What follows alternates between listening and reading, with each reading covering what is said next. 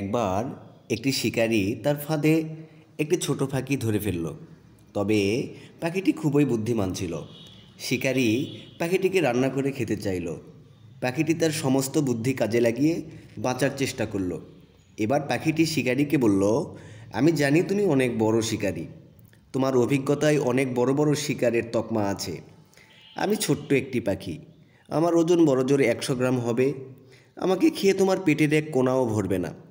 তার চেয়ে বরং আমাকে ছেড়ে দাও, বিনিময়ে আমি তোমাকে 3টি মূল্যবান বাক্য শিখাবো। সেই বাক্য 3টি মহামূল্যবান, যেটা তোমার সারা জীবনে কাজে লাগবে।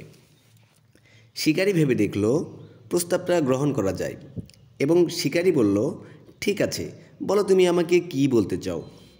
এবার পাখিটি বলল, আমি প্রথম বাক্যটি বলবো তোমার হাতের উপর বসে, দ্বিতীয় বাক্যটি বলবো গাছের ডালে বসে, আর তৃতীয় বাক্যটি বলবো গাছের সবচেয়ে উঁচু ডালে বসে।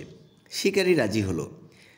পাখিটি এবার তার হাতের উপর বসে প্রথম বাক্যটি বলল, কখনো অলীক কল্পনা করো না, যা অবাস্তব তা বিশ্বাস করবে না।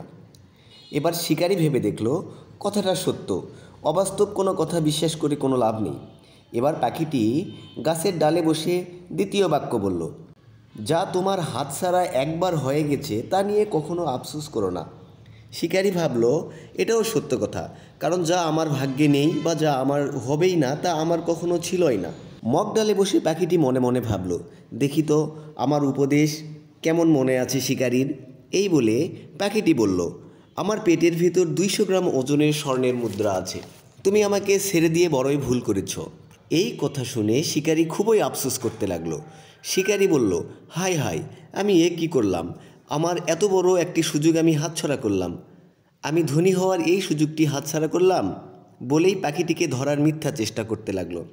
পাখিটি গাছের মগ ডালে বসে এবার শিকারীকে উদ্দেশ্য করে হাসতে লাগলো এবং বলল, আমি আগেই বলেছিলাম, অবাস্তব কথা কখনো বিশ্বাস করো না।